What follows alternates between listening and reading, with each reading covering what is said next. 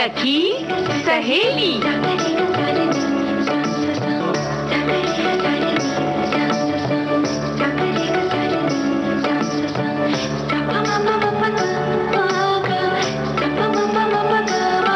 सखी सहेली।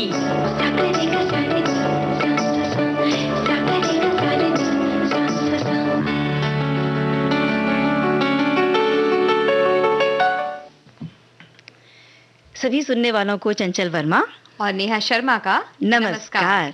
तो चंचल जी, आज क्या आपके हालचाल हैं, ये हम पूछने चाहते हैं आपसे। हालचाल बहुत अच्छे हैं और सखियों के साथ हम जुड़ चुके हैं इस प्रोग्राम में बहुत सारे विषय लेकर। तो बहुत सारे विषय तो हैं, तो विषयों के बारे में भी हम बता देते हैं कि कौन कौन से विषय हम आज जिन पर बातें करेंगे। तो आज राष्ट्रीय उपभोक्ता अधिकार दिवस है, तो इस पर हम बात करने ही वाले हैं। इसके साथ है आज सुशासन दिवस, इसके बारे में भी हम बात करेंगे। जी, सुशासन दिवस और क्रिसमस ईव के बारे में बात करेंगे, जो कि आज है। सुशासन दिवस हम कल मनाने वाले हैं, तो भी उसकी बातें आज ही कर लेंगे। और सखी विशेष में हम शकुंतला भगत की बात करने वाले हैं। शकुंतला भगत के बारे में हम बता दें कि ये हैं पहली सिविल इंजीनियर भारत की। और अब शुक्रवार है, ठंड है, त्योहार आ रहा है, तो फिर व्यंजन की बातें तो होंगी होंगी। बिल्कुल होंगी, व्यंजन की बात है, लेकिन हमने बात की कि आज है राष्ट्रीय उपभोक्ता दिवस, तो यहीं से शुरुआत कर देते हैं। बिल्कुल। राष्ट्रीय उपभोक्ता दिवस भारत में आज के दिन मनाया जाता है। आज के दिन साल 1986 को उपभोक्ता संरक्षण अधिनियम विधायक पारित किया गया था नेहा, और वहीं साल 1991 और 1993 में इस अधिनियम में कुछ संशोधन किए गए।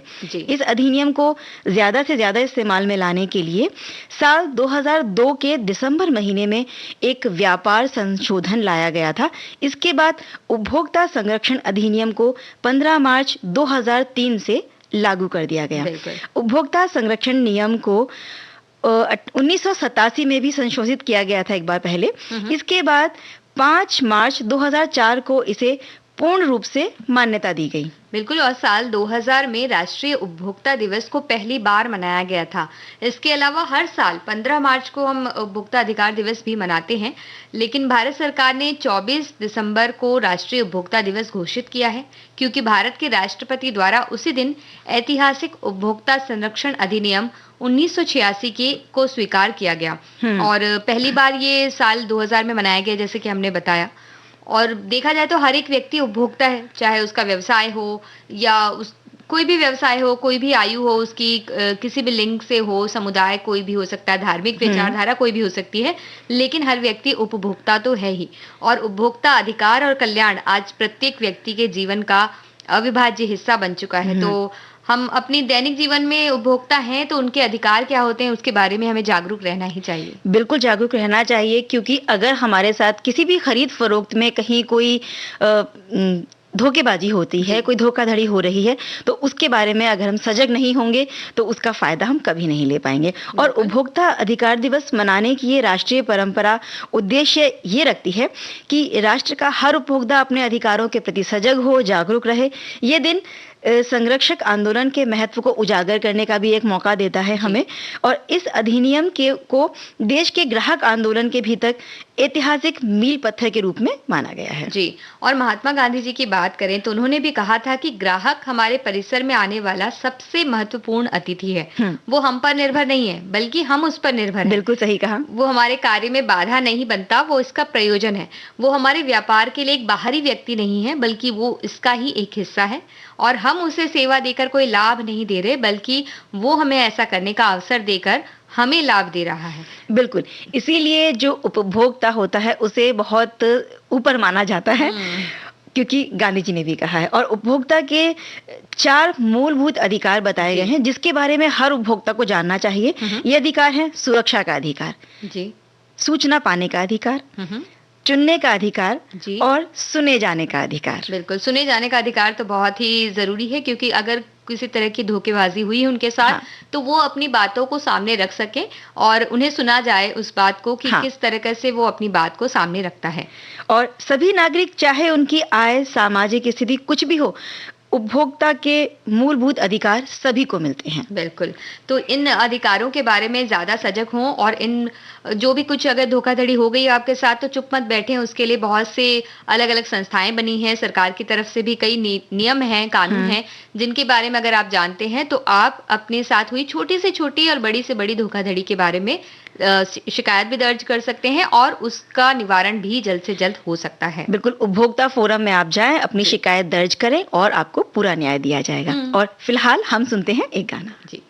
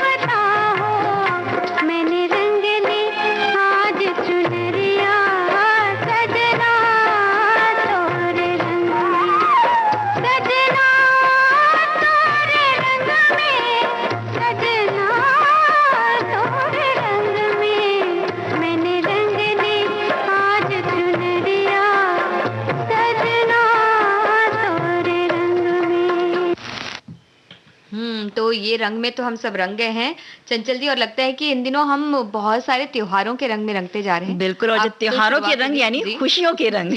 तो अब शुरुआत भी होने लगी है त्योहारों की, फिर नया साल आने वाला है, अब तो तैयारी शुरू से हो गई होगी, नियम कानून तो बना ही लिए होंगे कि अब ये करेंगे और ये नहीं करेंगे। और मैंने कहा ना कि त्योहार मतलब खुशियां, और खुशियां बखेरने वाला एक ऐसा ही त्योहार होता है क्रिसमस। और क्रिसमस की पूर्व संध्या आज है, जिसे क्रिसमस ईव के रूप में हम मनाते हैं। बिल्कुल, 24 दिसंबर को मनाया जाता है ये, और क्रिसमस डे से एक दिन पहले ही मनाते हैं, सब पता है। ईसाई पर्यवेक्षण भी इसे कहा जाता है, और 24 दिसंबर को ग्रेगोरियन कैलेंडर आता है, और इस पूर्व संध्या पर कुछ प्राचीन परंपराओं को भी निभाया जाता है। ये परंपराएं जो है यीशु के जन्म से जुड़ी हुई हैं। इस दिन मिडनाइट मास का आयोजन करते हैं, कैंडल लाइट सर्विस और क्रिसमस कैरल के साथ जश्न मनाया जाता है। और चर्चों में जो होते हैं शाम की सेवाओं का आयोजन होता है, जहां परिवार भोज बनते हैं और पारंपरिक पकवानों के साथ इसे मनाया जाता है। और नेहा, भोजन और धार्मिक सेवाओं के अलावा इस क्रिसमस पूर्व संध्या का माहौल ही एकदम अलग होता है, बिल्कुल। खुशनुमा होता है, जब सांता क्लॉज आते हैं और दुनिया भर में क्रिसमस के लिए बहुत सारे उपहार लेकर वो जी। आते हैं। लाल सूट, सफेद दाढ़ी में जब सांता क्लॉज आते हैं तो बच्चों के चेहरे जो हैं वो खुशी से खिल उठते हैं। बच्चों को उपहारों की सूची के साथ ही संता की जो नटखट हंसी है वो हो हा करते हुए आते हैं। ये जी। पूरे माहौल को खुशी से भर देती है। संता का आगमन ना सिर्फ बच्चों को बल्कि बड़ों में भी एक अलग उत्साह भर देता है, जी। क्योंकि उपहार तो सभी को पसंद होते हैं ना सिर्फ बच्चे बल्कि बड़े भी। तो क्रिसमस का ये दिन हम कह सकते हैं कि कुल मिला के एक आनंद का और खुशी का पूरा भरा हुआ दिन होता है। बिल्कुल। और इन दिनों सीक्रेट सेंटा की भी एक तौर तरीका शुरू किया गया, जैसे कि आपस में जो दोस्त होते हैं वो मिलकर ये कहते हैं कि सीक्रेट सेंटा बनेंगे, और जो भी ग्रुप होता है उसमें किसी को नहीं पता होता कि कौन किस गिफ्ट दे रहा है, लेकिन गिफ्ट देने वाले को पता होता है कि वो किसका सीक्रेट सेंटा है। तो ये भी एक बहुत ही अच्छी पहल होती है, और जब चुपचाप बिना जाने कि किसने दिया है और उससे पता लगाओ कि किसने ये उपहार दिया है, ये एक जो त्योहार की खुशी होती है उसको और बढ़ा देती है। बिल्कुल, उपहार पाना सभी को अच्छा लगता है, और जब वो एक कहते हैं ना कि सीक्रेट तरीके से मिले तो इसका आनंद दुगना हो जाता है। कुल मिला के हम ये कह सकते हैं कि खुशियां बटोरने का और खुशियां दूसरों को देने का, यानी कि खुशियां बांटने का ये त्योहार है। बिल्कुल। और क्रिसमस ईव की सबसे महत्वपूर्ण बात क्या है, ये सोचा जाए तो अपने प्रियजनों के साथ यादगार लम्हे जब हम बिताते हैं और क्रिसमस की पूर्व संध्या का आनंद सब मिलजुल कर लेते हैं, तो ये एक सबसे खुशी की बात होती है। ये यादें साल दर साल हमारे साथ चलती जाती हैं। और इस दिन को मनाते हुए परिवार, मित्र, पड़ोसी या जो भी हमारे जानने मिलने वाले हैं, उनको क्रिसमस कुकीज हम दे सकते हैं, बहुत सारे अन्य उपहार दे सकते हैं, और अपने परिवार के साथ जो क्रिसमस ट्री हम बनाते हैं उसके आसपास इकट्ठा होकर अपनी बहुत सारी नई नई यादें बनाते हैं। उसमें गाना बजाना हो सकता है, कोई फिल्म देखना हो सकता है, अपने किस्से शेयर, कहानियां शेयर करना हो सकता है।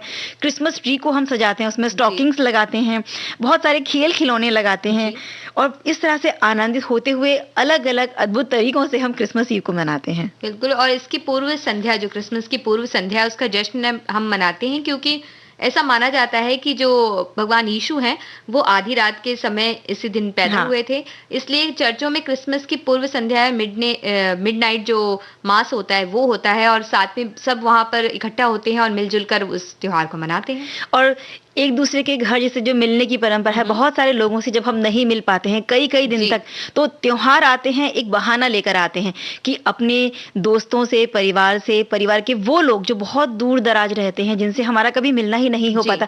कई बार हमारे कुछ निजी कामों के चलते नहीं मिल पाते हैं, या हमारे व्यवसाय की, नौकरी की कुछ मजबूरियां होती हैं जो हमें ऐसा मौका नहीं देती, लेकिन त्योहार हमें मौका देते हैं इस अपनेपन को बढ़ाने का और खुशियों को दुगना चौगुना करने का। बिल्कुल। और जब हम मिठाइयाँ खाते हैं त्योहार में, असली आनंद तो उसमें होता है।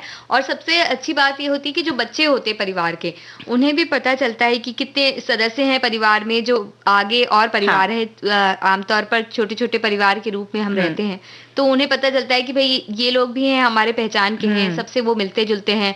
साथ ही जो उनका सबसे बड़ा उत्साह तो यही होता है, उन्हें नींद तो आती नहीं है, क्योंकि वो मोजे रख दिए होते हैं वो कि इसमें कुछ ना कुछ उपहार मिलेगा, और उसकी एक लंबी लिस्ट भी बना कर देते हैं। तो बस मम्मी पापा जो होते हैं वो किसी तरह से सेंटा क्लॉज बन के उनकी जो जो विशेष पूरी कर सकते हैं वो जरूर करते हैं। और तुमने खाने पीने की बात की, तो क्योंकि यीशु का जन्मदिन भी होता है, तो इस अवसर पर केक तो जरूर काटा जाता है। तो सखियों के साथ हम भी एक केक की रेसिपी साझा करेंगे, लेकिन अभी फिलहाल वक्त हो चला है प्रोग्राम में एक ब्रेक लेने का। जी।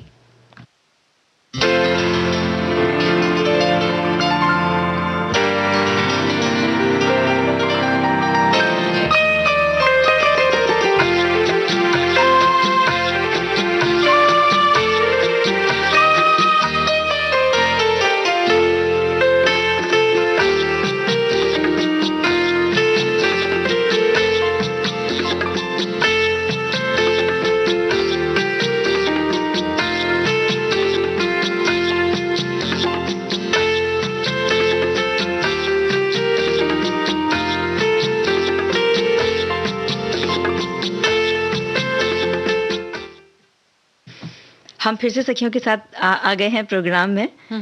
और क्रिसमस की बातें हो गई चंचल जी, तो एक गीत सुनवा दीजिए क्रिसमस वाला।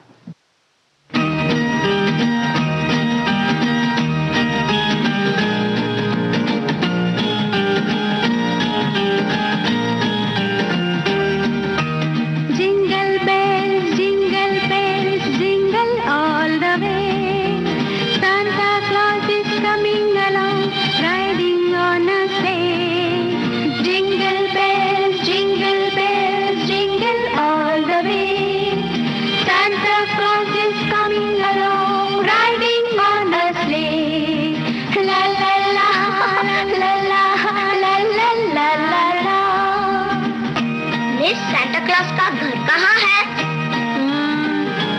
थे, हमें भी वहाँ ले चलिए ना।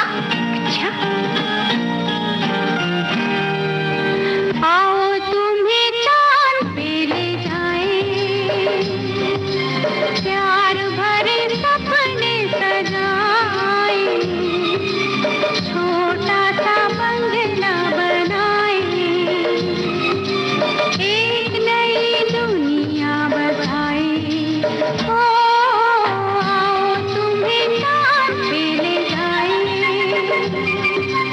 प्यार भरे सपने सजाए, छोटा सा बंगला बनाए, एक नई दुनिया बताए। ओ आओ तुम्हें चांद पे ले जाए।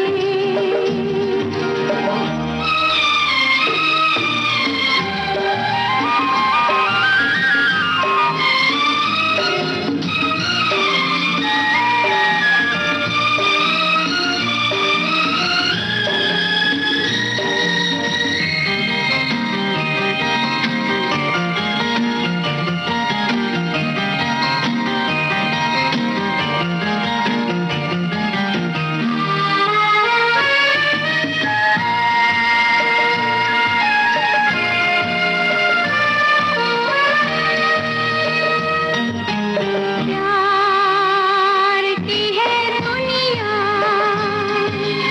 दूर आसमां पे, मिल के ना बिछड़े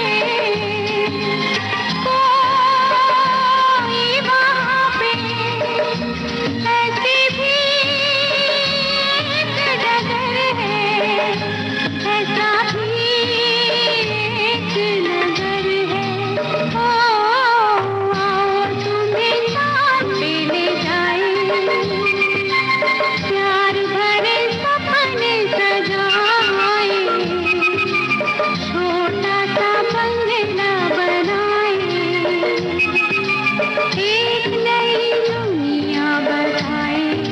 ओ आओ तुम्हें चांद पे ले जाए।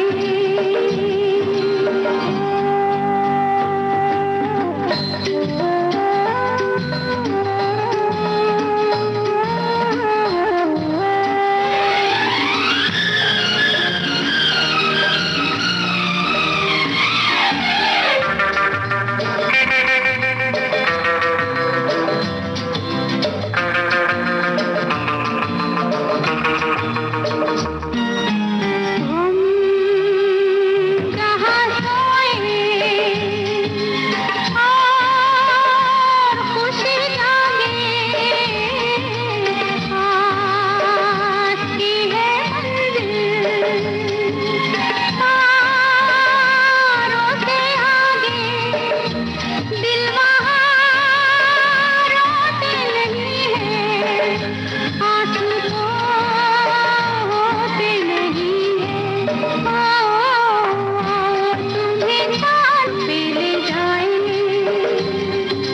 प्यार भरे सपने सजाए, छोटा सा बंगला बनाए, एक नई दुनिया बसाए। तो ये गाना सुनते ही ऐसा लगता है ये क्रिसमस आ चुका है, और इस तरह से जिंगल बेल जब चलता है तो ऐसा लगता है दिल खुश हो जाता है, दिल में घंटियां बजने जिंगल लगती बेल हैं, की ऐसा आवाज से लगता है कि जी। बस सांता क्लॉज सीधे आ रहे हैं और उनकी पोटली में बहुत सारे उपहार हैं, शायद उनमें से कोई एक हमारे लिए भी हो। हाँ, हमारे लिए होने चाहिए उपहार, और हम तो ये चाहते हैं कि सेंटा क्लॉज इस बार आए और सबको स्वास्थ्य और सुरक्षा का उपहार दें, और सबके सब उस तरह से तैयार रहें उनकी तरह। चलिए, तो अब बात को आगे बढ़ाते हैं और पहली सिविल इंजीनियर शकुंतला भगत की बात करते हैं। बिल्कुल, और जिस प्रकार हम समय के साथ साथ हर क्षेत्र में नई नई तकनीकों का उपयोग कर रहे हैं, उसी प्रकार निर्माण कला के क्षेत्र में इंजीनियरिंग भी अब पहले के मुकाबले काफी ज्यादा आगे बढ़ चुकी है चंचल जी। और आज हम जो बात करने वाले हैं देश की ऐसी महिला के बारे में जो पेशे से सिविल इंजीनियर थी और उनके द्वारा देश के एक कोने कश्मीर से लेकर दूसरे कोने अरुणाचल तक 69 पुलों का निर्माण किया गया था। ऐसी कई महिलाएं हैं नेहा जिनके नाम हमारे श्रोताओं ने भी गाहे बगाए कहीं ना कहीं जरूर सुने होंगे, जी। लेकिन कम ही लोगों को इस बारे में भी जानकारी की होगी कि किस तरह ये महिलाएं हैं या जो भी सफल महिलाएं हैं जी। वो अपना एक अलग मुकाम बनाती हैं। और ऐसा ही एक नाम शकुंतला भगत का भी है। इन्होंने भी कुछ ऐसा ही काम किया। ये पहली सिविल इंजीनियर हैं जिन्होंने अपनी काबिलियत से न सिर्फ देश का नाम रोशन जी। किया बल्कि जो सभी महिलाएं हैं देश की उनके नाम को भी गौरवान्वित किया। शकुंतला भगत को भारत में मॉडर्न इंजीनियरिंग का महारथी भी माना जाता है।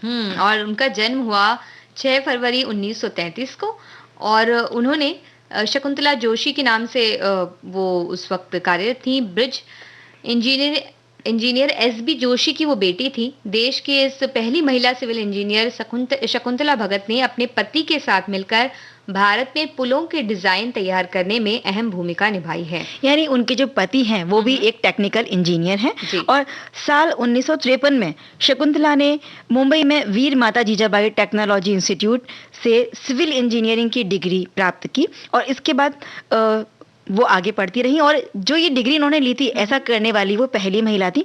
इसके बाद पेंसिल्वेनिया विश्वविद्यालय से सिविल और स्ट्रक्चरल इंजीनियरिंग में उन्होंने मास्टर्स की डिग्री भी आगे ली। तो बताइए कितना अच्छा काम उन्होंने किया, एक नया कदम बढ़ाया जिस जी। वक्त महिलाएं उस ओर नहीं बढ़ रही थी, और उन्होंने ये किया।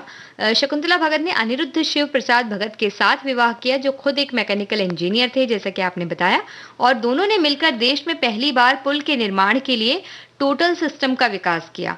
शकुंतला भगत को पुलों के ढांचों पर रिसर्च करने और उन्हें डेवलप करने का मास्टर माना जाता है। साल 1960 की अगर हम बात करें तो इस समय शकुंतला को यूनिवर्सिटी ऑफ पेंसिल्वेनिया से सिविल और स्ट्रक्चरल इंजीनियरिंग में मास्टर की डिग्री मिली थी जी। और इसके बाद वो आईआईटी बॉम्बे में प्रोफेसर रही थी और साथ ही हैवी स्ट्रक्चर की लेबोरेटरी की मुखिया के तौर पर भी वो एक जिम्मेदारी उस समय निभा रही थी। बिल्कुल। और 1970 वो साल था जब उनके जीवन में एक बड़ा बदलाव आया, क्योंकि उनके पति और शकुंतला जी और उनके पति ने मिलकर खुद शुरुआत की एक नई कंपनी की। उनके कंस्ट्रक्शन कंपनी को दोनों की patent pre fabricated modular design का विशेषज्ञ माना गया, और दोनों के द्वारा शुरू की गई इस कंपनी की मुख्य विशेषता थी उनके पुल के अत्याधुनिक डिजाइन बहुत ही अच्छे अलग किस्म के हुआ मॉडर्न करते डिजाइन थे। है। जी। और दोनों के ऑब्जर्वेशन के बाद जो भी आविष्कार पुल निर्माण के क्षेत्र में हुए वो आज भी बहुत ही संवेदनशील माने जाते हैं। और उनकी कंपनी के द्वारा टोटल सिस्टम पद्धति का पेटेंट करवाया गया था जिसके द्वारा पहले पुल निर्माण में 1972 में हिमाचल प्रदेश के लाहौल स्पीति में किया गया था। महज 4 महीने के अंदर ही इस तरह के छोटे छोटे पुलों का निर्माण उन्होंने करवाया था अपनी कंपनी के द्वारा। और साल 1978 तक उनकी कंपनी के द्वारा अरुणाचल प्रदेश से लेकर कश्मीर से लेकर अरुणाचल तक लगभग 69 पुल बनाए जा चुके थे, जैसा कि हम पहले बता चुके हैं। इस दंपति ने अलग अलग तरह की पुलों के लिए मॉड्यूलर और स्टैंडर्ड पार्ट्स भी तैयार किए थे, और इस दौरान कई तरह के ट्रैफिक्स को ध्यान में रखा गया और ये भी ध्यान रखा गया कि पुल कितना भार झेल सकते हैं। तो स्टील ब्रिज हिमालय के खास क्षेत्र में खासे लोकप्रिय हैं, वो उन्होंने उनकी कंपनी के द्वारा बनाए गए हैं, और ये भारत का एक ऐसा क्षेत्र है जहां पर ब्रिज टेक्नोलॉजी का प्रयोग करना लगभग असंभव माना गया। बिल्कुल, क्योंकि वो पहाड़ी इलाका है और वहां इस तरह के आधुनिक टेक्निक वो लेकर आई, और जैसे तुमने कहा ना कि वो पुल कितना भार झेल सकता है, इन चीजों को ध्यान में रखते हुए उन्होंने अपने सारे काम किए थे और अपने जोखिम पर उन्होंने ये सारे पुल बनवाए, क्योंकि कंपनी द्वारा किए गए सभी पुलों पर जो भी खर्चे हुए वो उन्होंने व्यक्तिगत तौर पर किए थे, क्योंकि जोखिम में निर्माण में बहुत ज्यादा जोखिम था, तो कहीं कोई निवेश इन्हें नहीं मिल रहा था। और कुल मिलाकर इन दोनों की जोड़ी ने, इन दंपति ने 200 से भी ज्यादा पुलों का निर्माण किया है। इनके द्वारा निर्माण किए गए स्टील के जो पुल थे उसमें वेल्डिंग करना, जोड़ना या पेच लगाना ऐसी कोई भी चीजें शामिल नहीं है, और बिल्कुल नई तकनीक लेकर आए जिनसे ये पुल बनाए गए थे। बिल्कुल, तो इसे देखिए, इस तरह से जोड़ना और पेच लगाना, इस तरह के पुल तो हमने बहुत देखे हैं और हमें लगता है कि इस तरह से बनाए जाते हैं, लेकिन वाकई उन्होंने एक नई तकनीक लगाई जिसमें इस तरह के काम की जरूरत नहीं है और एक साथ उन पुलों को लगाया जा सकता है। और इनकी कंपनी ने न सिर्फ भारत में बल्कि इंग्लैंड, अमेरिका और जर्मनी में भी 200 से ज्यादा पुलों का निर्माण किया, और इनके द्वारा बनाए गए स्टील पुलों की काफी चर्चा है, क्योंकि ऐसे पुल ज्यादातर हिमालय के क्षेत्रों में पाए जाते हैं और जहां पर सामान्य पुल बनाने की संभावना तो न के बराबर ही है। उन्होंने संयुक्त राज्य अमेरिका, जर्मनी, यूनाइटेड किंगडम इन जगहों पर भी परियोजनाओं सहित दुनिया भर में सैकड़ों पुलों का निर्माण किया और इनके निर्माण पर काम किया। उन्होंने लंदन के सीमेंट और कंक्रीट एसोसिएशन के शोध पर भी काम किया है। बिल्कुल। और शकुंतला भगत ने अपने समय में समाज से जुड़ी बहुत सी महत्वपूर्ण आवश्यकताओं पर भी जोर दिया। उन्होंने ये पाया कि देश में सिविल इंजीनियरिंग क्षेत्र में अभी भी बहुत से सुधार की जरूरत है, जिसके लिए उन्होंने इसका मूल्यांकन किया और अंत में उस सुधार को लाने में कामयाब भी रही। और शकुंतला भगत की बात करें तो सिविल इंजीनियरिंग क्षेत्र को बदलने का श्रेय उन्हें दिया जाता है। समाज में उनके बहुमूल्य योगदान के लिए उन्हें 1993 में वुमेन ऑफ द ईयर से नवाजा भी गया था। शकुंतला भगत भारत के इंस्टीट्यूट ऑफ इंजीनियर्स की एक फेलो थी। साल 1972 में उन्हें उनके यूनिशियर कंडक्टर्स के लिए आविष्कार संवर्धन बोर्ड से एक पुरस्कार भी मिला। 1993 में उन्हें वुमेन ऑफ द ईयर के रूप में मान्यता दी गई और 14 अक्टूबर 2012 का जो दिन था जब वो 69 वर्ष की हो चुकी थी, तब वो इस दुनिया को अलविदा कह गई। वो दुनिया को अलविदा कह गई, लेकिन उनके बनाए जो पुल हैं वो लोगों को जोड़ने का काम अब भी कर रहे हैं, कितने क्षेत्रों को आपस में जोड़ रहे हैं। तो इसी तरह से हम भी उनसे जुड़ते हैं कि एक महिला है और पहले एक नए क्षेत्र में उन्होंने कदम बढ़ाया और अपने क्षेत्र में महारत हासिल की। चलिए अब आगे बढ़ते हैं एक गीत के साथ। जी। पास रहते हुए भी तुझसे बहुत दूर है हम, किससे दर्द सुनाते हैं कि मजबूर है हम। तेरे प्यार में दिलदार जो है मेरा हालेदार, कोई देखे या ना देखे अल्लाह देख रहा है। तेरे प्यार में दिलदार जो है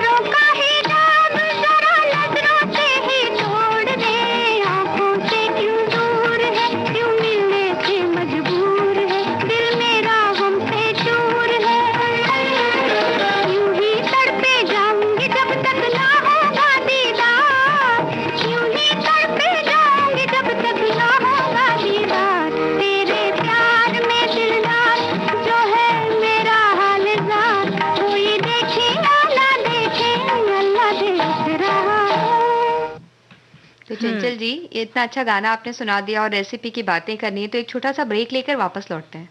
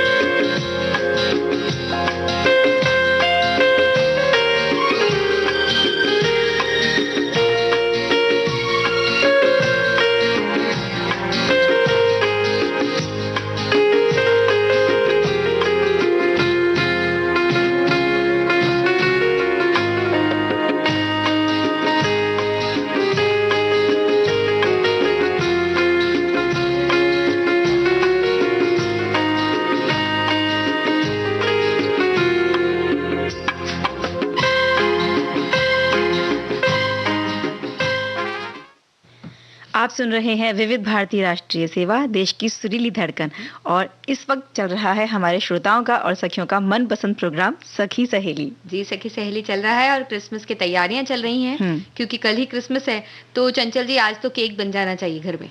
तो केक तो तब बनाएंगे ना जब रेसिपी पता होगी, और रेसिपी तो अब तुम बताने वाली हो। बिल्कुल, तो हम बताते हैं क्रिसमस स्पेशल मेवा केक की रेसिपी। तो इसके लिए सामग्री चाहिए, 1.5 कटोरी मैदा चाहिए, 1 कप शक्कर चाहिए, 1 कप मक्खन, 1 कप दूध, 1 कटोरी काजू, 1 कटोरी अखरोट, 1 कटोरी किशमिश, 1 कटोरी बादाम, आधा छोटा चम्मच बेकिंग सोडा, 1 छोटा चम्मच बेकिंग पाउडर और आधा चम्मच टूटी फ्रूटी, साथ में 1 कप कंडेंस्ड मिल्क भी ले लीजिएगा। अब इसके लिए सबसे पहले एक बाउल में मैदा, बेकिंग पाउडर और बेकिंग सोडे को अच्छी तरह से मिक्स कर लीजिए, और एक दूसरे बाउल में आप मक्खन, कंडेंस मिल्क और चीनी या फिर बूरा भी ले सकते हैं, जो चीनी पिसी हुई शक्कर ले सकते हैं, उसको लेकर अच्छी तरह से फेंट लें। और सभी ड्राई फ्रूट्स को आप बारीक बारीक काट लीजिए, और जब ये मिश्रण है तो इसमें थोड़ा सा दूध डालिए और अच्छे से इसको फेंटिए। और उसके बाद, यानी जिसमें हमने मक्खन, कंडेंस मिल्क और चीनी ली है, उसमें हमें दूध डालना है और अच्छे से फेंटना है। इसके बाद इसमें मैदा वाला जो मिश्रण है, जिसमें बेकिंग पाउडर और बेकिंग सोडा मिला हुआ है, उसे डालकर अच्छे से मिक्स करना है, और दोबारा फिर से थोड़ा दूध डाल के अच्छे से चलाइए, मिलाइए। ये ध्यान रखना है कि कोई गांठ ना पड़ जाए। और जब बैटर तैयार हो जाए तो सारे ड्राई फ्रूट्स डाल दीजिए, टूटी फ्रूटी डालकर उसको और मिक्स कर लीजिए। अब ओवन को आप 180 डिग्री सेंटीग्रेड पर प्री हीट कर सकते हैं, और केक वाले बर्तन में थोड़ा सा तेल लगाकर या घी लगाकर इसे चिकना कर लीजिए। बटर पेपर रखिए, बटर पेपर पे भी थोड़ा सा आप तेल लगा सकते हैं। केक के तैयार बैटर को इसमें डालिए और 180 डिग्री सेंटीग्रेड पे 30 से 40 मिनट के लिए बेक करने के लिए रख दीजिए। और जब थोड़ी देर हो जाए, 30-40 मिनट है तो उतना टाइम जब हो जाए, तो टूथपिक होती है या चाकू को आप गड़ाकर चेक कीजिए कि केक पूरी तरह से पका है या नहीं। यानी कि अगर आपने टूथपिक गड़ाया और उसमें कुछ मिश्रण लगा हुआ आ गया, हाँ, वो साफ निकल कर आती है, तो इसका मतलब ये है कि केक पककर तैयार हो चुका है। और अगर ओवन नहीं है तो आप कुकर में बना सकते हैं। कुकर में बनाने के लिए आप सीटी निकाल दीजिए उसकी, और कुकर ओवन बन जाएगा आपका गर्मा गर्म। या कई बार उसमें कई लोग ऐसा करते हैं कि नमक उसमें बिछा देते हैं या रेत बिछा देते हैं, और उसके ऊपर केक वाला टिन रखकर केक बना सकते हैं। तो समय थोड़ा सा बदल सकता है, तो बीच में आपको एक बार देखना पड़ेगा और फिर तैयार हो जाएगा केक। माइक्रोवेव में जब हम रखते हैं तो कई बार जो भी सेटिंग है उसकी हम लगा देते हैं और उतने में वो केक तैयार हो जाता है। लेकिन जब हम कुकर में या नमक लगाकर, नमक की हीट से हम उसे पका रहे होते हैं, तो हमें वो चेक करना पड़ता है कि केक तैयार हुआ है या नहीं हुआ, पूरी तरह से बेक हुआ कि नहीं हुआ। तो मीठे व्यंजनों की बात हो रही, तुमने केक बताया, तो अब सर्दियों में बहुत मार्केट में, हमें बाजारों में गाजर, लाल लाल गाजर बहुत मिलती हैं, तो गाजर का हलवा जरूर हर घर में बनाया जाता है। तो आपने बहुत ही, अब आप बीच प्रोग्राम में मुंह में पानी लाने की बात कर रही हैं आप, पर कोई बात नहीं, हम झेल लेंगे। आप बताइए, हमें किसी तरह से हम खुद को संभाल लेंगे। नेहा, ये एक ऐसा भारतीय व्यंजन है जो सभी पसंद करते हैं, जिस तरह से तुम्हें भी बहुत पसंद। और इन दिनों त्योहारों पर, फिर जो शादियां होती हैं सीजन में, शादियों में, पार्टियों में, हर जगह गाजर का हलवा हमें जरूर मिल जाता है। इसके अलावा अगर आप किसी शादी या पार्टी में नहीं भी जाते हैं और आपको बनाना नहीं आता, तो मिठाइयों की दुकानों पर भी उपलब्ध होता है। लेकिन नहीं आता है तो हम सिखा रहे हैं आपको।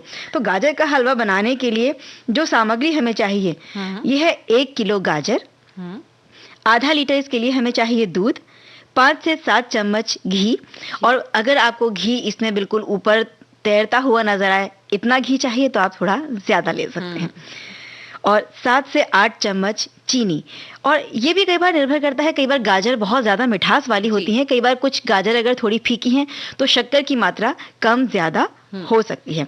फिर इसमें चाहिए 10 से 12 किशमिश, 6 से 7 बादाम छोटे छोटे टुकड़ों में काटे हुए, और अन्य मेवे अगर आप डालना चाहते हैं तो उन्हें भी शामिल कर सकते हैं, जैसे आप पिस्ता डाल लीजिए, चिरौंजी डाल लीजिए, अन्य चीज़ें। 5 से 7 कटे हुए खजूर और 7 से 8 हरी इलायची। ये उसको खुशबूदार बनाने के लिए, उसके स्वाद को बढ़ाने के लिए एक बड़ी ज़रूरी चीज़ है। अब गाजर का हलवा बनाने के लिए गाजर को पहले अच्छी तरह से धोकर कद्दूकस कर लीजिए। इसके बाद इलायची पाउडर डालकर दूध को हल्की हल्की आंच पर उबाल लें। भारी तल की एक कढ़ाई लें, भारी तल की इसलिए क्योंकि इसमें नीचे लगने का डर नहीं होता। इसमें घी को डालकर गर्म करें और कसी हुई गाजर और दूध को इसमें मिला दें। हल्की आंच पर करीब 10 से 15 मिनट के लिए रखकर इसे छोड़ दें। फिर इसमें चीनी मिलाकर हलवे को तब तक पकाएं जब तक कि इसका रंग गाढ़ा लाल ना हो जाए और एक अच्छी सी खुशबू ना आने लगे। अच्छे से पक जाने के बाद इसमें ड्राई फ्रूट्स डालकर अच्छे से मिक्स कर दीजिए, और जब इसको परोसें तो थोड़ा सा क्रश किए हुए ड्राई फ्रूट्स डालकर इसे गर्मा गर्म सर्व किया जा सकता है। हाँ, गर्मा गर्म भी अच्छा लगता है और गाजर का हलवा ठंडा भी अच्छा लगता है। गाजर का हलवा हर तरीके से, हर रूप में अच्छा लगता है ना। और इसी तरह से मीठे मीठे गाने भी हर तरह अच्छे लगते हैं। तो एक गाना सुन लें जी।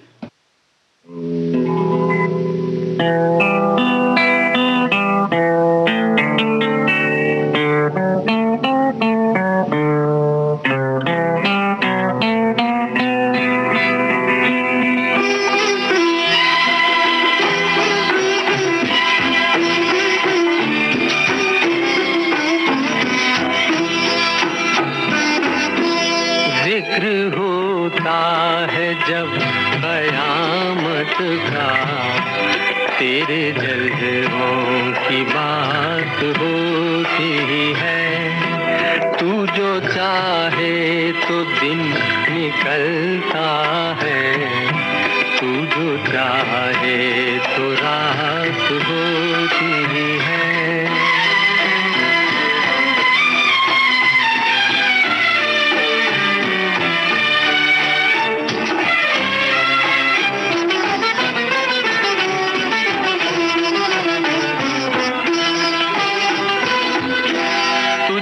देखा है मेरी नजरों ने, तेरी तारीफ हो मगर कैसे के बने ये नजर जुबां, कैसे के बने ये जुबां नजर, कैसे ना जुबां को दिखाई देता है, ना निगाहों से बात होती है। जिक्र होता है जब कयामत का, तेरे जलवों की बात होती है।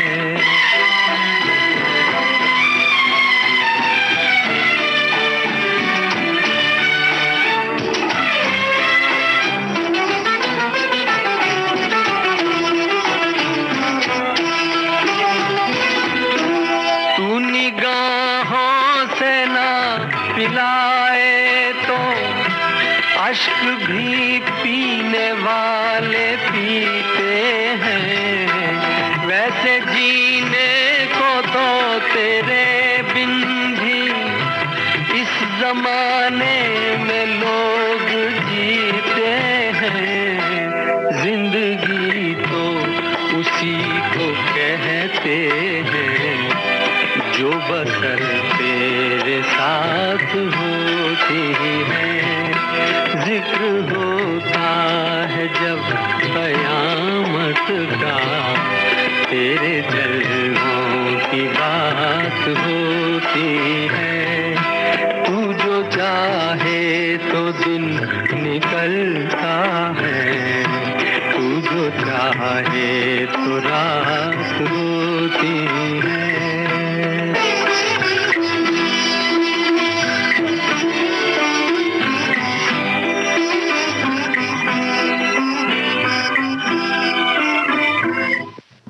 चंचल जी, इधर हमने गाजर और गाजर के हलवे और केक का जिक्र किया, उधर हमारे श्रोताओं ने भी कहना शुरू किया कि भाई केक और गाजर के बारे में बता के हमारा मन ललचा दिया है, तो क्रिसमस पे वो गाजर का हलवा खाएंगे।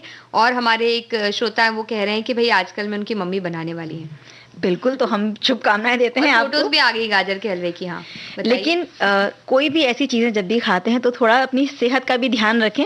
और जिनको अगर मधुमेह है जी तो बिल्कुल वो इस चीज का ध्यान रखें कि मीठा ज्यादा ना खाएं। अपनी सेहत को बिगाड़ के हमें कोई भी काम नहीं तो करना। अगर जिन्हें मधुमेह है वो गाजर के हलवे को बिना शक्कर का भी बना सकते हैं। खजूर अगर आप उसमें डाल देते हैं हाँ। तो खजूर से जो मिठास आती है उस मिठास में भी अगर आप खाते हैं, या बस गाजर की मिठास ही अगर आप लेकर खाते हैं, तो भी वो बहुत ही अच्छा लगता है। और इसके अलावा एक और उनके पास में विकल्प है कि शुगर फ्री भी जो चीजें हैं वो आजकल बाजार में मिलने लगी हैं। तो शुगर फ्री जो शक्कर के क्यूब्स आते हैं उनको डालकर आप ये हलवा तैयार कर सकते हैं। हम बस शुभकामना यही देंगे कि स्वाद के साथ साथ अपनी सेहत का ख्याल आप जरूर रखिएगा। और कल 25 दिसंबर को क्रिसमस की बात तो हम कर रहे हैं, लेकिन कल एक खास दिन और भी है, वो है सुशासन दिवस। तो 25 दिसंबर को पूर्व प्रधानमंत्री श्री अटल बिहारी वाजपेयी जी और मदन मोहन मालवीय जी, इनका जन्मदिन है। हाँ, और 2014 के दिन ये तय किया गया था कि उन्हें सम्मान देते हुए अटल बिहारी वाजपेयी जी के जन्मतिथि के लिए कहा गया कि प्रतिवर्ष 25 दिसंबर की तारीख गुड गवर्नेंस डे यानी कि सुशासन दिवस के रूप में मनाई जाएगी। और इस दिन का मुख्य उद्देश्य है आम जनता के प्रति सरकार की जवाबदेही को लेकर जनता को जागरूक करना। इसके अन्य उद्देश्य भी हैं नेहा। देश में पारदर्शी और जवाबदेह प्रशासन प्रदान करने के लिए सरकार की प्रतिबद्धता को लोगों से अवगत कराना, ये भी इसका एक उद्देश्य है। और इस दिन लोगों के कल्याण और बेहतरी को बढ़ाने के लिए इस दिन को मनाया जाता है। और सरकारी कामकाज को मानकीकृत करने के लिए और इस देश के नागरिकों के लिए अत्यधिक प्रभावी और जवाबदेह शासन बनाने के लिए इस दिन को मनाया जाता है। भारत ने सुशासन दिवस के मिशन को पूरा करने के लिए अच्छी और प्रभावी नीतियों को लागू करना, ये भी इसका एक उद्देश्य है। साथ ही सुशासन के माध्यम से देश में विकास को और अधिक बढ़ावा मिल सके, ये भी कोशिश की जाती है। बिल्कुल। और इसके जरिए सक्रिय भागीदारी बने जनता के प्रति सरकार की भी, और जनता भी अपनी उन अधिकारों से मतलब अवगत रहे, उन्हें पता रहे कि सरकार की क्या जवाबदेही बनती है उनके प्रति। ये इस दिवस का मुख्य उद्देश्य है। और इस दिन जैसे कि हम अटल बिहारी वाजपेयी जी को याद करते हैं, पूर्व प्रधानमंत्री हमारे रहे, उसी तरह मदन मोहन मालवीय जी को भी याद करते हैं। दोनों ही को 24 दिसंबर 2014 के दिन ही भारत रत्न से अलंकृत किया गया था। और इसी दिन ये तय किया गया कि सुशासन दिवस 25 दिसंबर को मनाया जाएगा। और मदन मोहन मालवीय जी की बात तो हम कह सकते हैं कि छोटे मुंह बड़ी बात है अगर हम उनके बारे में कुछ भी कहते हैं। तो वो एक प्रखर नेता और ओजस्वी व्यक्तित्व के मालिक रहे। प्रथम गोलमेज सम्मेलन में भारत का उन्होंने प्रतिनिधित्व किया और बाद में भी वो उसमें होते रहे।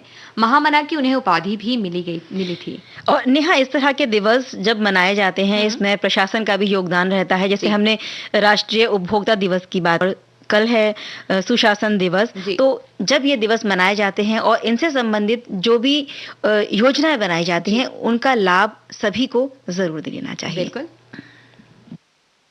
नील गगन की छाँव में दिन रैन गले से मिलते हैं, दिल पंछी बन उड़ जाता है, हम खोए खोए रहते हैं।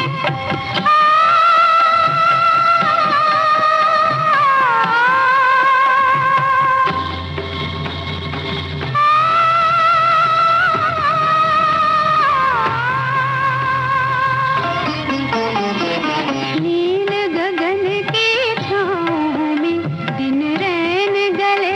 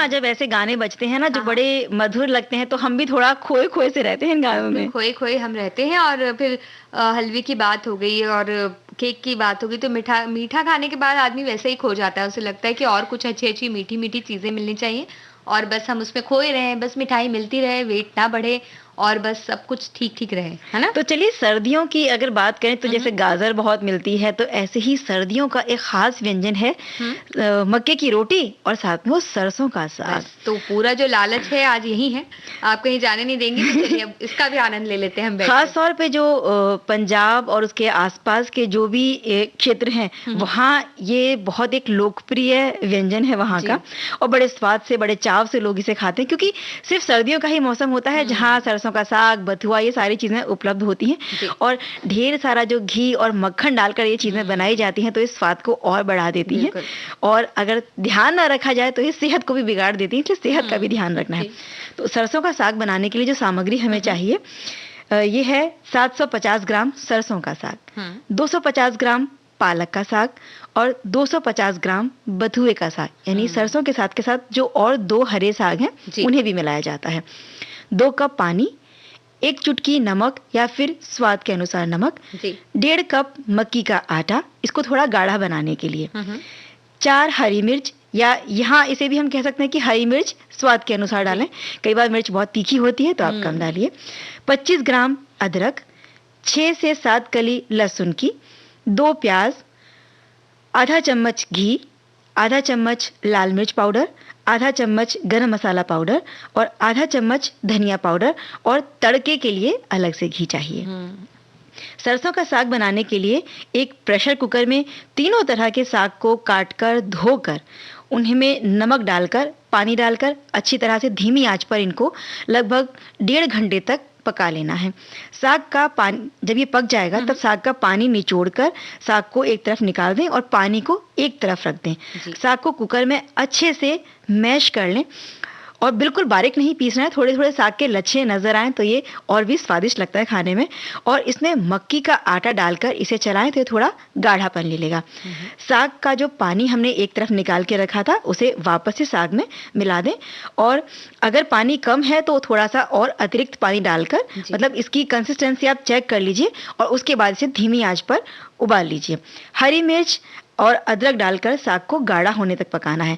अब तड़का तैयार करने के लिए प्याज, लहसुन, हरी मिर्च, लाल मिर्च, गरम मसाला पाउडर, धनिया पाउडर, इन सबको डालकर भूने गोल्डन ब्राउन होने तक, और इस तड़के में साग को जो उबल रहा था उसे डालकर, और हरे धनिया और कटी हुई अदरक से इसे गार्निश करें और गर्मा गर्म परोस दें। तो परोसेंगे किसके साथ में भाई? मक्की की रोटी के साथ में। मक्की की रोटी बनाने के लिए आधा किलो मक्की का आटा और आटा गूंदने के लिए पानी। अगर आप इसे गुनगुने पानी से गूंदते हैं तो रोटियां बनाने में थोड़ी सी आसानी होगी। मक्की की रोटी बनाने के लिए थोड़ा थोड़ा पानी डालकर इस आटे को गूंद लें, और तवे को गर्म करके उस पर थोड़ा सा घी डालकर बिली हुई रोटी को डालें, ताकि रोटी तवे पर नहीं चिपके। और चकले पर एक गोल आकार की मक्की की रोटी बेल लीजिए, और बहुत आराम से और धीमे धीमे हाथ से इसको बेलना है, क्योंकि ये आटे में लचीलापन नहीं होता है तो रोटी बहुत जल्दी फट जाती है। तो बड़े ध्यान से इसको बेलना है, और फिर तवे पर डाल दीजिए, गोल्डन ब्राउन होने तक इसको सेकिए, और फिर थोड़ी सी घी या फिर मक्खन लगाकर सरसों का साग, और प्लेट में रखिए एक गुड़ की डेली, और फिर इसे खाइए। वाह! तो गुड़ की डली, मक्खन और सरसों के साग के साथ मक्के की रोटी खा रहे हैं। मक्के की रोटी बनाना तो वाकई मुश्किल होता है, कई बार जब पहली बार बना रहे हो तो बहुत ही मुश्किल होता है। उनके लिए बड़ी मुश्किल है। तो बटर पेपर के बीच में भी रखकर इसे बना सकते हैं, तो इससे उठाना आसान होगा, वरना उठती नहीं कई बार। बिल्कुल, नेहा ने बहुत एक अच्छी टिप दे दी है जो शुरुआत कर रहे हैं इसे बनाने के लिए, उनके लिए। और जैसा कि चंचल जी आपने कहा कि देखिए घी डाल दीजिए, इसमें घी डाल दीजिए, उसमें इसमें भी घी डालना है, इसमें भी घी डालना है, लेकिन सेहत का ख्याल रखिए। अब देखिए घी के जब व्यंजन ऐसे हैं जिसमें घी चाहिए, तो फिर सेहत का ख्याल रखने के लिए घी कम कर दें तो स्वाद बिगड़ जाए। तो इसलिए सेहत का ख्याल रखने के लिए हम टमाटर का सूप पी लेते हैं। तो उसकी रेसिपी बता देते हैं, और जब खाने के साथ में टमाटर का सूप पी लेंगे तो आपकी सेहत भी अच्छी बनी रहेगी। तो इसके लिए हम टमाटर की सूप बनाने के लिए 4 टमाटर, आधा टीस्पून काली मिर्च के पाउडर, आधा टीस्पून चीनी, 1 टेबलस्पून मक्खन या बटर, 4 से 5 ब्रेड के क्यूब्स और नमक स्वाद के अनुसार हम ले सकते हैं। सबसे पहले टमाटर को धोकर बड़े-बड़े टुकड़ों में काट लीजिए और मीडियम आंच पर एक बर्तन में 2 कप पानी और टमाटर डाल के उबाल लें। टमाटर पकने तक इसे उबालते रहिए और जब टमाटर अच्छी तरह नरम होकर पक जाए तो आंच बंद कर दीजिए।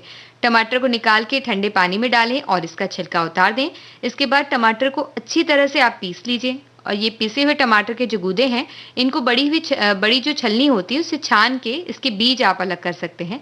और अगर सूप गाढ़ा है तो आपकी आवश्यकता के अनुसार पानी मिला के एक बार या फिर 5 से 6 मिनट तक आप मीडियम आंच पर उसको पकने दीजिए और उसमें नमक और काली मिर्च पाउडर डालकर उबलने के लिए छोड़ दें और आंच इसकी बंद कर दीजिए। तो आपका टमाटर सूप तैयार हो गया। अब इसमें आप अपनी स्वेच्छानुसार मक्खन डाल सकते हैं, ब्रेड क्यूब डाल सकते हैं, ना भी डाल सकते हैं और सूप बाउल में डालिए और बस सर्व कीजिए, पीजिए। और एक टिप इसके लिए ये है कि मान लीजिए आपने पानी रखा, जब टमाटर को उबालने के लिए पानी की मात्रा ज्यादा हो गई है, तो क्योंकि पानी टमाटर के पौष्टिक तत्व उसी पानी में होते हैं, उस पानी को फेंकना नहीं है, उसे हमें सूप में इस्तेमाल करना है। तो वापस से उस सूप को गाढ़ापन देने के लिए आप थोड़ा सा कॉर्न स्टार्च इसमें डाल सकते हैं, उससे टमाटर सूप गाढ़ा हो जाता है। इसके अलावा आप इसमें एक आलू डाल दीजिए। जब टमाटर आपने उबलने रखे हैं तो एक आलू डाल सकते हैं छोटे छोटे टुकड़े करके, और जब टमाटर पीसेंगे तो आलू को भी पीस लीजिए, उससे भी गाढ़ापन आ जाता है। और इसी तरह से मिक्स वेजिटेबल सूप भी बना सकते हैं। बहुत सारी सब्जियां जो इस समय उपलब्ध होती हैं, आप एक छोटा फूल गोभी का टुकड़ा लीजिए, एक शकरकंद ले लीजिए और बीट रूट या जिसे हम कहते हैं ना चुकंदर, जिसमें बहुत ज्यादा फाइबर और जिनको खास तौर से रक्त की कमी बताई जाती है, जिनका हीमोग्लोबिन लेवल कम है, वो जरूर इसे सूप में डालें, जो मिक्स वेजिटेबल सूप है। तो सूप का रंग भी अच्छा आता है, सूप का स्वाद बढ़ जाता है और सेहत भी बढ़ जाती है।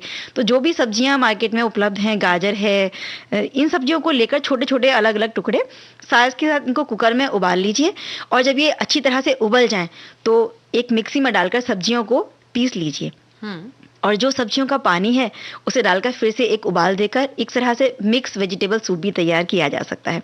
और सेहतमंद रहने के लिए गाजर का जूस, चुकंदर का जूस, इस तरह के जूसेस भी आप बनाकर पी सकते हैं। और इन दिनों आंवला आ रहा है, कहते हैं कि ठंड का जो मौसम होता है वो स्वास्थ्य के लिए बहुत अच्छा होता है, क्योंकि सारी सब्जियां आती हैं, ताजी और अच्छी मिलती हैं और आप उनके सूप बना के पी सकते हो। और जो भी चीजें हम खाते पीते हैं इसमें इसलिए गरिष्ठ व्यंजन बनाए जाते हैं, खाए जाते हैं, क्योंकि पचता है आसानी से और आप बहुत अच्छी तरह से कसरत वगैरह भी कर सकते हैं।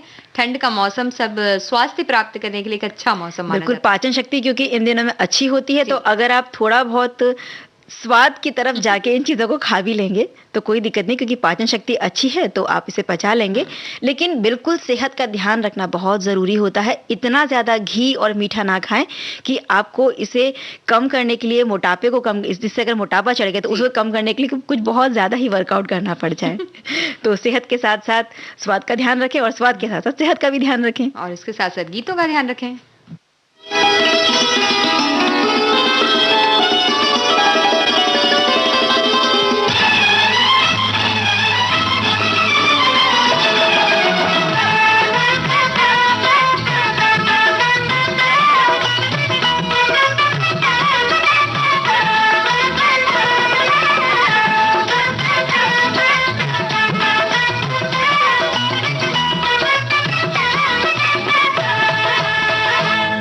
एक तू जो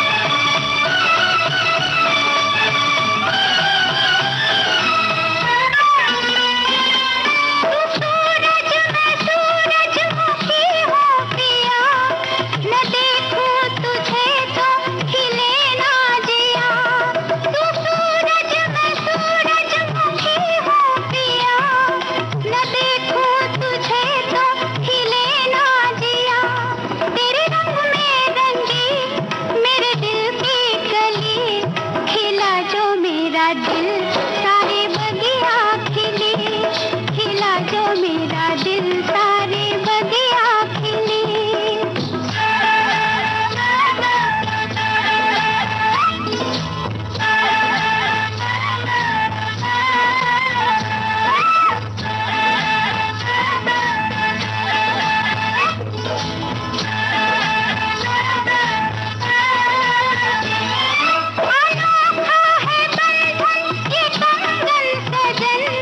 बिना डोर के बंध गया मेरा मन, अनोखा है बंधन ये कंगन सजन, बिना डोर के बंध गया मेरा मन।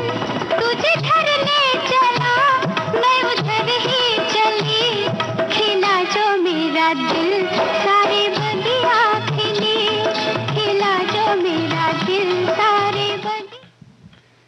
तो सभी श्रोताओं और सखियों से लेते हैं इजाजत। नेहा शर्मा और चंचल वर्मा का नमस्कार। नमस्कार।